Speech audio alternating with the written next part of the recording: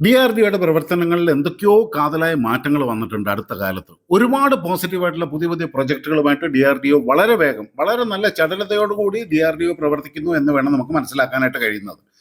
ഒന്നിൻ്റെ പുറകെ മറ്റൊന്നായിട്ട് ഇഷ്ടംപോലെ പ്രൊജക്റ്റുകൾ അവർ ഡിക്ലെയർ ചെയ്യുന്നുണ്ട്, അവർ അനൗൺസ് ചെയ്യുന്നുണ്ട്, പരീക്ഷിക്കുന്നുണ്ട്, വിജയിപ്പിക്കുന്നുണ്ട്, എല്ലാം ചെയ്യുന്നുണ്ട്. ഇപ്പോൾ ഇത് ലേറ്റസ്റ്റ് ആയിട്ട് ഹൈപ്പർസോണിക് ടെക്നോളജിയിൽ വലിയൊരു കുതിപ്പുമായിട്ടാണ് DRDO നമ്മുടെ മുമ്പിൽ അഭിമാനപൂർവ്വം നിൽക്കുന്നത്.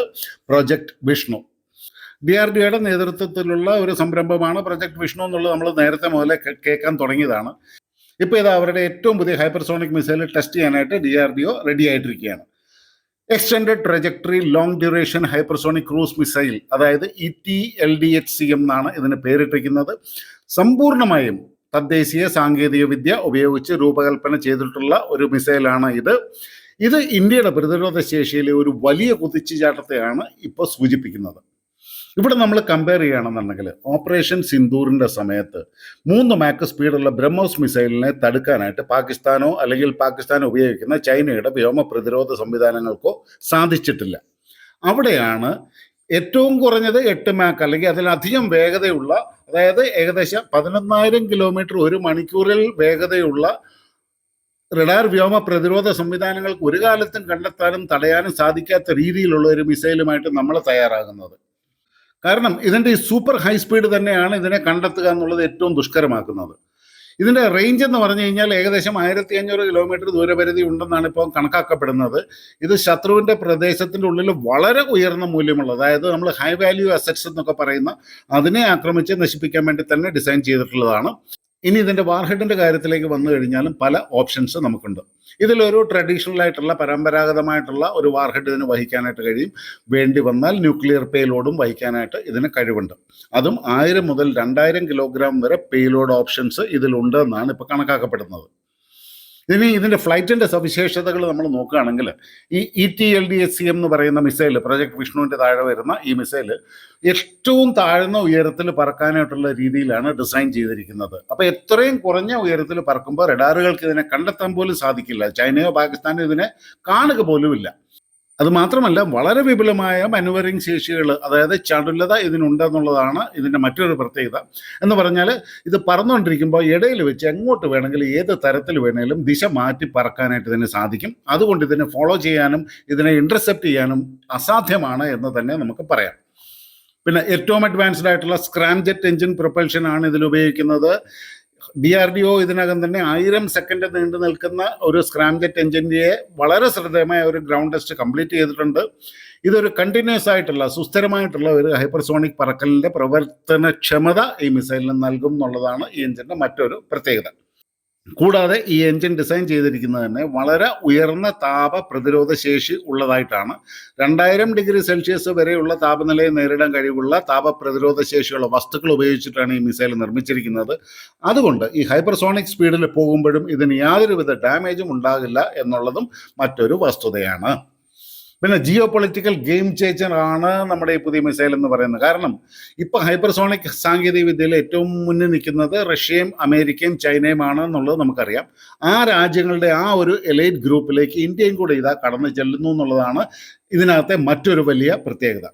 ഇനി ഇതിൻ്റെ വിന്യാസങ്ങളിൽ ഒരുപാട് വൈവിധ്യമുണ്ട്. എന്ന് പറഞ്ഞാൽ നമുക്ക് കരയിൽ നിന്നോ വായുവിൽ നിന്നോ കടലിൽ നിന്നോ ഒക്കെ ഇത് വിന്യസിക്കാനായിട്ട് സാധിക്കും നമ്മൾ ഉദ്ദേശിക്കുന്ന രീതിയിൽ. പക്ഷേ അതിന് ആ 3 രീതിയിലുള്ള 3 വേരിയൻസ് ഇതിനുണ്ടാകും എന്നാണ് നമുക്കിപ്പോൾ മനസ്സിലാക്കാൻ കഴിയുന്നത്. എന്ന് മാത്രമല്ല, കടലിൽ നിന്ന് വിന്യസിക്കുന്ന മിസൈൽ എന്ന് പറയുന്ന സമയത്ത് ഇതിൻ്റെ മെറ്റീരിയൽസും അതുപോലെ തന്നെയാണ്. ഈ കടലിലെ ഉപ്പുവെള്ളത്തിൻ്റെ സാന്നിധ്യം കൊണ്ട് ഇതിന് കേടുവരാത്ത രീതിയിലുള്ള മെറ്റീരിയൽസാണ് ഇതിൽ ഉപയോഗിച്ചിരിക്കുന്നത്. പിന്നെ ഇതിൽ ഡ്യുവൽ വേരിയൻറ്റും വിപുലീകൃതമായ ഒരുപാട് ശേഷികളും ഇപ്പം തന്നെ നമ്മൾ ഉദ്ദേശിച്ചിട്ടുണ്ട്. 2 മിസൈൽ വേരിയൻറ്റുകളുണ്ട് ആദ്യം എന്നാണ് നമ്മൾ മനസ്സിലാക്കുന്നത്. അതിലൊന്നിന് ഏകദേശം എക്സ്റ്റൻഡഡ് റേഞ്ച് മിസൈലായിട്ടുള്ള ഒരു വേരിയൻറ്റിന് ഏകദേശം 2500 കിലോമീറ്റർ ദൂരപരിധി ഉണ്ടാകും എന്നാണ്.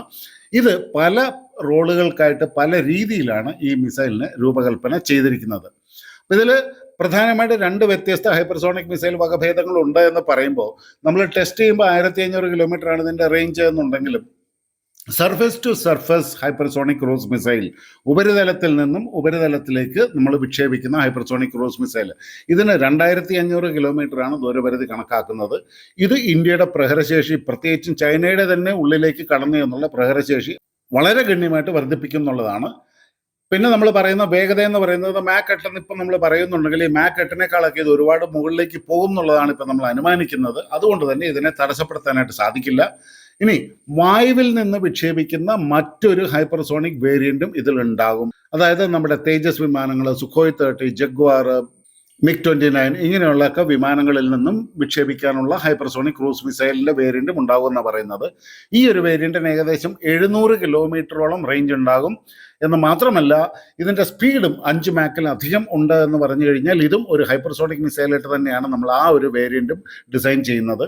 അങ്ങനെ ശത്രു പ്രതിരോധത്തിൽ നിന്ന് രക്ഷപ്പെടാൻ വേണ്ടിയിട്ട് ഇതൊരു ക്രൂസ് മിസൈൽ തന്നെയാണ്. അതുകൊണ്ട് വളരെ വിപുലമായ മിഡ് എയർ മാനുവറിംഗ് കഴിവുകളും ഇതിൽ ഉണ്ടാകും എന്നാണ് മനസ്സിലാകുന്നത്. അങ്ങനെ വരുമ്പോൾ ഈ പ്രൊജക്ട് വിഷ്ണുവിലെ മിസൈലുകളുടെ ഏറ്റവും മികച്ച സവിശേഷതകൾ എന്തൊക്കെയാണെന്ന് നോക്കിക്കഴിഞ്ഞാൽ സമാനതകളില്ലാത്ത വേഗതയും തന്ത്രപരമായിട്ടുള്ള ഒരു ഡിസൈനുമാണ് ഇത്. വളരെ വിപുലീകൃതമായിട്ടുള്ള ശ്രേണി ഇതിലുണ്ട്. കാരണം കരയിൽ നിന്നും കടലിൽ നിന്നും ആകാശത്തു നിന്നും എല്ലാം വിക്ഷേപിക്കാൻ കഴിയുന്ന പല സ്പീഡിലുള്ള പല കേപ്പബിലിറ്റിയുള്ള മിസൈലുകൾ 1500 കിലോമീറ്ററിൻ്റെ ശ്രേണിയുണ്ട്, 2500 കിലോമീറ്ററിൻ്റെ ശ്രേണിയുണ്ട്, എയർ വേരിയൻറ്റിന് 700 കിലോമീറ്റർ റേഞ്ചുള്ള ശ്രേണിയുണ്ട്. അങ്ങനെ പലതായിട്ട്. എന്ന് മാത്രമല്ല ഇതിനെ നമുക്ക് മൾട്ടിപ്പിൾ പ്ലാറ്റ്ഫോമിൽ നിന്ന് വിക്ഷേപിക്കാനുള്ള കഴിവുണ്ട്. പിന്നെ വളരെ അഡ്വാൻസ്ഡ് ആയിട്ടുള്ള പ്രൊപ്പൽഷനും അതുപോലെ തന്നെ ഒരു ഡ്യൂറബിലിറ്റിയും ഉള്ള ഒരു മിസൈലാണിത്. ഏറ്റവും കട്ടിംഗ് എഡ്ജ് ടെക്നോളജിയുള്ള അങ്ങേയറ്റം ഉയർന്ന താപപ്രതിരോധ ശേഷിയും എല്ലാം ഉള്ള രീതിയിലാണ് ഇതിനെ ഡിസൈൻ ചെയ്തിരിക്കുന്നത്. അങ്ങനെ വരുമ്പോൾ വേഗത, ശ്രേണി, ചടുലത, നൂതന പ്രൊപ്പൽഷൻ, മെറ്റീരിയൽ, പ്രതിരോധ ശേഷി ഇങ്ങനെയുള്ള ഏതൊക്കെ സവിശേഷത എടുത്താലും അതിലെല്ലാം പ്രൊജക്ട് വിഷ്ണു ഹൈപ്പർസോണിക് മിസൈൽ സാങ്കേതിക വിദ്യയിൽ ഏറ്റവും മുൻനിരയിൽ വരും എന്ന് മാത്രമല്ല അമേരിക്ക, റഷ്യ, ചൈന എന്നിവ ഉൾപ്പെടുന്ന ഒരു എലൈറ്റ് ടെക്നോളജി ക്ലബിൽ ചേരുന്നതിലൂടെ ഇന്ത്യക്ക് ഇത് വളരെ നിർണായകമായ ഒരു മുൻതൂക്കം നൽകുകയും ചെയ്യും. സുഹൃത്തുക്കളെ, വീഡിയോ ഇഷ്ടപ്പെട്ടെങ്കിൽ ഒന്ന് ലൈക്ക് ചെയ്യാൻ മറക്കരുത്. വീണ്ടും നല്ലൊരു വീഡിയോ നമുക്ക് കാണാം. അതുവരെ എല്ലാവർക്കും എൻ്റെ വിനീതമായ നന്ദി, നമസ്കാരം, ജയ് ഹിന്ദ്.